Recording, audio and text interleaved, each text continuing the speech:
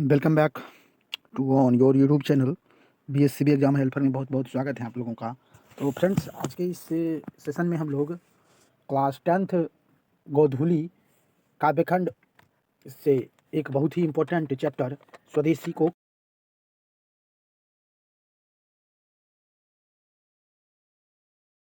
View से very very important है और इससे अप्रॉक्स 5 नंबर पूछा जाता है। तो 5 नंबर एक बड़ा है, मतलब बड़ा अमाउंट होता है, तो इसलिए ध्यान से देखिएगा। और हर एक चैप्टर इंपॉर्टेंट होता है, हर एक टॉपिक इंपॉर्टेंट होता है, चाहे भी वो छोटा हो या बड़ा हो, क्योंकि हमें पढ़ना है, हमें जानकारी लेना है। तो चलिए, तो हम इस कविता को डिटेल में पढ़ाएंगे। तो सबसे पहले कविता को पढ़ने से पहले लेखक के बारे में जान लेना ज़रूरी है। कौन लिखा इसको, क्यों लिखा, क्या उद्देश्य था इसका, किस लिए लिखा, कब लिखा, कैसे लिखा, इन सब बातों का वर्णन लेखक परिचय में रहता है। तो लेखक परिचय को हम लोग देखेंगे। तो यह कविता बद्रीनारायण चौधरी जी द्वारा रचित है, जिनका उर्फ मतलब जिनका मतलब एक निकनेम कहिए, जिसको आप लोग हिंदी में हम लोग पुकारू भाषा कहते हैं, या फिर प्रचलित नाम प्रेमघन था। हिंदी में प्रचलित नाम प्रेमघन था। तो प्रेमघन जी के द्वारा लिखा गया यह कविता। उनका जन्म 1855 ईस्वी मिर्ज़ापुर उत्तर प्रदेश में हुआ था। मिर्ज़ापुर सुने होंगे, नाम आप लोगों को सुना है, वेब सीरीज़ भी है इसके नाम से। तो मिर्ज़ापुर तो काफ़ी फेमस जगह है। तो काफ़ी फेमस जगह के थे प्रेमघन, और ये एक कलात्मक कवि थे। और मतलब इनकी रचना व्यंग्यात्मक ज़्यादा होती थी और छायावाद कवि थे। और इनका जो मतलब उद्भव हुआ, यह भारतेंदु युग के समय में हुआ। इनका जो उत्पत्ति हुआ वह भारतेंदु युग के समय हुआ। उस समय हरिश्चंद्र भारतेंदु का युग चल रहा था। मतलब जिस प्रकार से युग का मतलब ये समझिए, क्रिकेट आप लोग देखते होंगे, और क्रिकेट देखते होंगे तो जैसे आज से 2 साल पहले की विकेट कीपिंग में एक युग चल रहा था भारत में, वो युग था महेंद्र सिंह धोनी का। तो उस समय जितने भी छोटे विकेट कीपर या फिर छोटे कहिए, या फिर मतलब अन्य विकेट कीपर जो आते, तो उनका मतलब उनका जो जन्म होता वो महेंद्र सिंह धोनी के युग में होता। तो उसी प्रकार से एक हिंदी के जगत में क्रांति लाने वाले भारतेंदु जी हुए थे। तो उन्हीं के समय में इनका भी पदार्पण हुआ और जन्म हुआ। तो समझ सकते हैं। और तो उन्हीं के युग के ये कवि थे, और इनका निधन 1922 ईस्वी में हुआ। तो समझ सकते हैं आप कि पराधीनता के समय इनका जन्म हुआ और पराधीनता में में ही मृत्यु हुई। तो उस समय के लगभग 90% कवि मतलब आपको व्यंग्यात्मक रहते थे, छायावादी रहते थे। तो इस तरह से आप प्रेमघन जी को भी इस कैटेगरी में, मतलब इस श्रेणी में रख सकते हैं। तो ये एक व्यंग्यात्मक और छायावादी कवि थे, और इनकी अनेकों रचना है। और यह कविता भी आपको व्यंग्यात्मक ही है। स्वदेशी एक प्रकार से भारत के लोगों पे और भारतीयों पे खास करके व्यंग के स्वरूप में ही लिखा गया है, और इस पूरे कविता में व्यंग्यात्मक शब्द का ही प्रयोग किया गया है। तो इस प्रकार से, इस दृष्टिकोण से, इस कविता के दृष्टिकोण से देखा जाए तो व्यंग्यात्मक कवि ही थे। और इनकी अनेकों रचना है। तो इनके रचना की तरफ एक बार प्रकाश डालते हैं। तो इन्होंने 1874 ईस्वी में मिर्ज़ापुर में एक अपनी विचारधारा और अपना एक मतलब अपनी विचारधारा का एक समाज की स्थापना किया था, जिसको हम लोग रसिक समाज के नाम से जानते हैं। यह समाज मूलतः मुख्य रूप से बाल विवाह, आपको विधवा पुनर्विवाह, बाल विवाह को बंद करवाना, विधवा पुनर्विवाह चालू करवाना, और सती प्रथा, इन सब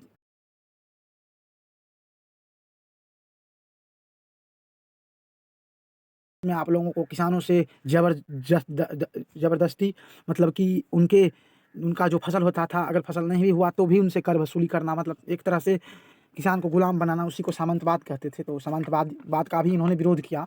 और भी बहुत सारी कुरीतियाँ थी समाज में, जिनका रसिक समाज के द्वारा स्थापना कर इन्होंने मिटाने का प्रयास किया। और इस पर इन्होंने मतलब मासिक पत्रिका भी निकालना चालू किया, और साप्ताहिक पत्रिका भी, जिसमें मासिक पत्रिका आपको नागरी नीरद, आनंद कवि इनकी मासिक पत्रिका थी, और नागरी नीरद साप्ताहिक पत्र संपादन था। और कलकत्ता में एक कवि सम्मेलन हुआ था, यानी साहित्य सम्मेलन हुआ था, जिसमें साहित्यकार लोग गए थे। तो उनमें उस सम्मेलन का इनको अध्यक्ष भी बनाया गया था। और इनकी रचनाएं प्रेम सर्वस्व नाम से संग्रहित है। मतलब इनकी जितनी भी रचनाएं वो प्रेम सर्वस्व नाम से संग्रहित एक ग्रंथ के रूप में है। और यह एक निबंधकार, नाटककार एवं कवि एवं समीक्षक थे।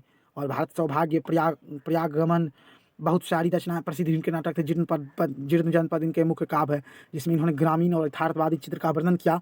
और इनके अधिकांश कविताएं ब्रजभाषा और अवधी में है। जो ब्रजभाषा आपको उत्तर प्रदेश की मातृभाषा है, लोकल लैंग्वेज है, मतलब जिसको आप लोग मतलब लोकल लैंग्वेज है, जिसको आप लोग हम लोग ठेठी में देहाती बोलते हैं, यानी कि राजकीय भाषा है। तो उसी में इनका रहता था। और खड़ी बोली में भी इन्होंने बहुत सारी रचनाएं की। और बहुत सारी इन्होंने दोहाओं का भी और यह प्रेमगंज सर्वस्व संकलित दोहे का यह गुच्छ शीर्षक से लिया गया है। और इन बहुत सारी बातें हैं जिसको अब हमको नहीं लगता है कि एग्जाम के पॉइंट ऑफ व्यू सब इसमें कुछ इंपॉर्टेंट है। तो अगर एक बार कम से कम इसको पढ़ लीजिएगा आप लोग। चलिए तो कविता की तरफ बढ़ते हैं, और कविता को पढ़ने से पहले उसके शब्दार्थ को हम एक बार देख लेंगे, और उसके बाद हम आपको अर्थ समझाते हुए चले जाएंगे, आप लोग समझते हुए चले जाइएगा। तो चलिए, और ये वीडियो तो काफ़ी लंबा होगा, लिटरेचर है तो लिटरेचर को फीलिंग दिलाने के लिए एक दिन में ही पूरा ख़त्म किया जाता है। बहुत से मतलब लोग केवल लेखक परिचय करवा देते हैं, उसके बाद आपको कविता कल बताते हैं, तो ऐसे में मज़ा नहीं आता, हमको खुद ही मज़ा नहीं आता। आपको क्या आएगा तो हमको फील करवाना रहता है, ये नहीं कि बस टाइम पास बोरिंग के रूप में पढ़ाना रहता है, वो सब नहीं। एग्जाम हेल्पर उसका एकदम पुरजोर विरोध करता है। तो चलिए कविता की तरफ बढ़ते हैं, उससे पहले एक नज़र शब्दार्थ की तरफ डाल लेते हैं, ताकि आप लोगों को तो समझने में सहूलियत हो। हमको तो कोई दिक्कत नहीं होगा, हम शब्दार्थ नहीं भी देखेंगे, लेकिन आपके लिए जो होता है वो हम करते हैं, ये तो आप जानते होंगे। और हर एक टीचर करता है, नहीं करता है तो करना चाहिए, हम इस बात को कहते हैं। तो चलिए देखते हैं, शब्दार्थ को देखते हैं। देखिए, गति यानी कि गति का मतलब होता है स्वभाव, रीति का मतलब होता है लगाव, रीत का मतलब होता है पद्धति, मनुष्य भारतीय का मतलब भारतीय मनुष्य, क्रिस्तान का मतलब क्रिश्चियन या अंग्रेज क्रिश्चियन, मुख्य रूप से ईसाइयों को कहा जाता है, ईसाई भी इसको कह सकते हैं आप। वानक मतलब बाना या वेशभूषा, खाम खाम ख्याली मतलब कोरी कल्पना, चारू वर्ण मतलब चारों वर्णों में, डफाली मतलब डफली बजाने वाला या बाजा बजाने वाला। चलिए तो चलिए अब इधर पंक्ति की तरफ चलते हैं। इस कविता के माध्यम से भारतीय लोगों को, भारत के लोगों को प्रेम घन जी गुलामी में रहते हुए भी मतलब एक आईना के मतलब दिखाने का प्रयास किया।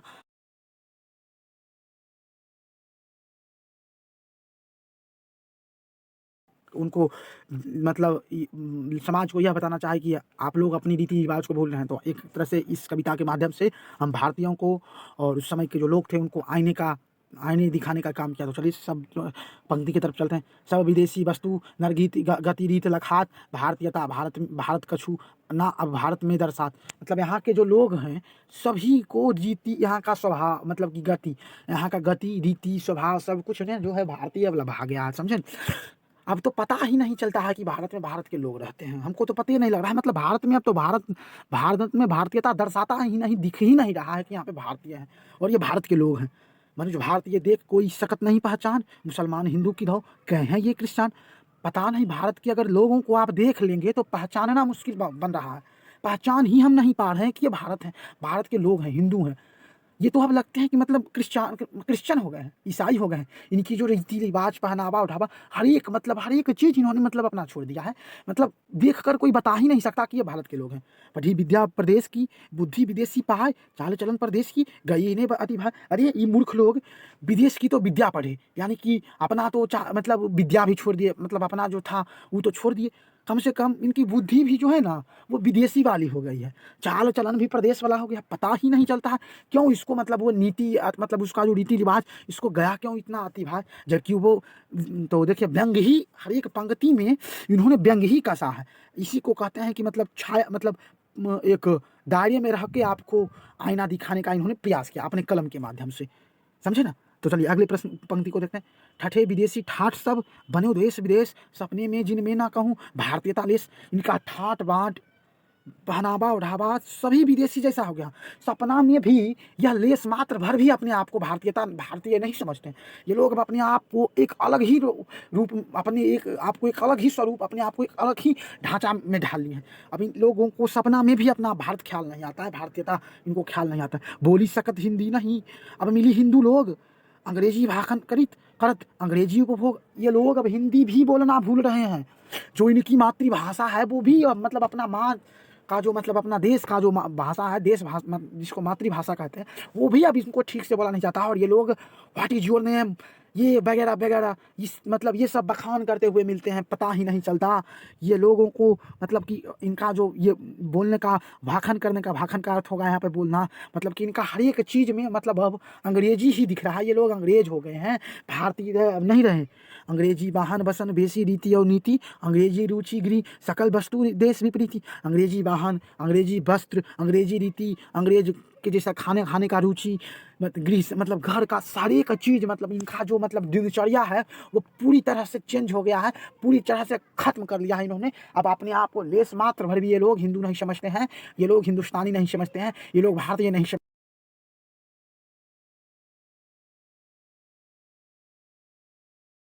माध्यम से श्री प्रेमघंज जी ने आईना दिखाने का प्रयास हम भारतीयों को किया। हिंदुस्तानी नाम सुनी अब ये सकुचित लजात, भारतीयता सब वस्तु ही सो ये इन्हें हाय निघात। मतलब ये लोग तो अब हिंदुस्तानी नाम सुन के ही लजाते हैं, भारतीय वस्तु देखकर इनको लज्जा आती है, घृणा होती है। पता नहीं ये लोग अपने आप को क्या समझने लगे। सोचिए भारतीय उस समय क्या स्थिति थी हिंदुस्तान की, कि भारतीय नाम सुनकर इन लोगों को लज्जा आती थी। अजीब विडम्बना है वाली बात थी। देश नगर बानक बनो सब विदेशी चाल, हाटन मैं देखूँ भला भला बसे अंग्रेजी माल। मतलब कि इनका मतलब देश के नगरों में हर एक जगह अंग्रेजी चाल चलन आ गया है, और हाट बाजार में भी अब अंग्रेज का ही सामान बिकने लगा है। हमारा मतलब समझे ना, अपना एक जो संस्कृति था वह उस समय खत्म होने के कगार पर था और खत्म हो गया था।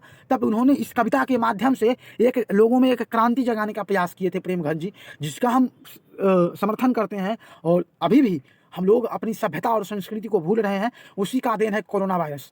तो देखिए अपनी जो सभ्यता संस्कृति है उसको कभी नहीं भूलनी चाहिए, अपना जो सब कुछ है उसे बचा कर रखना चाहिए। वो हमें विरासत में वो मिली है, और विरासत में जो मिलता है वो बहुत ही इंपॉर्टेंट होता है। वो डायमंड जो होता है वो विरासत में ही मिलता है, क्योंकि उसको बनने में बहुत समय लगता है, और हम उसको अगर बनाने का आज प्रयास करेंगे तो हम बनाकर उसको देख नहीं पाएंगे, क्योंकि उसको बनने में लाखों करोड़ों वर्ष लगता है।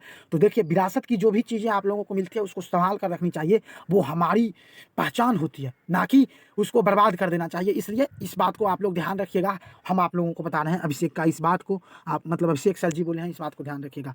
देश नगर जिनमें संभलत सकत जिसने संभलत सकत नाही तनिकी धोती ढील, देश प्रबंध करी हैं ये वे हैं कैसी खाम ख्याली। अरे जिनसे अब धोती भी नहीं संभाल रहा है ना, वो अब देश को संभालने का प्रयास कर रहे हैं। देखिए यह जो पंक्ति है यह पूर्ण रूप से अंग्रेजों में व्यंग किया गया है।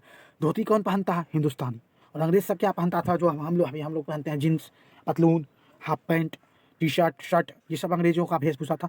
तो उनसे धोती नहीं संभालता था, लेकिन वो बोलते थे कि हम तुम्हारा देश को संभाल रहे हैं, हम तुमको खाना का प्रबंध कर रहे हैं, हर एक चीज़ तुम्हारा काम का ऐसा ख्याल ही रखते हैं। तो बोले प्रेमघंज जी, अरे मूर्ख क्या है तुम लोग, जिससे धोती नहीं संभालता वो अब हमारे देश को संभाल रहा है।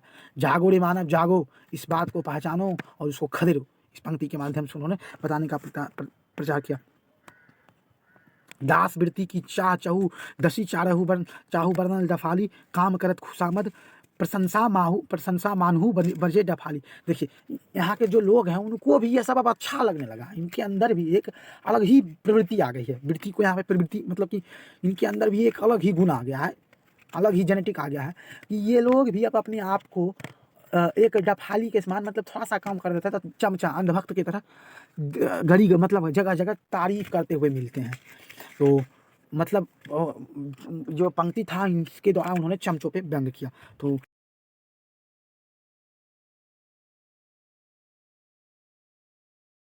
होगा, परेशान नहीं होइए। क्वेश्चन को एक बार देख लेते हैं, कर देंगे। कविता की शीर्षकता को और सार्थकता को स्पष्ट कीजिए। और कवि ने कवि को भारतीय समाज में क्यों, कवि को भारत में भारतीयता क्यों नहीं दिखाई दे रहा है?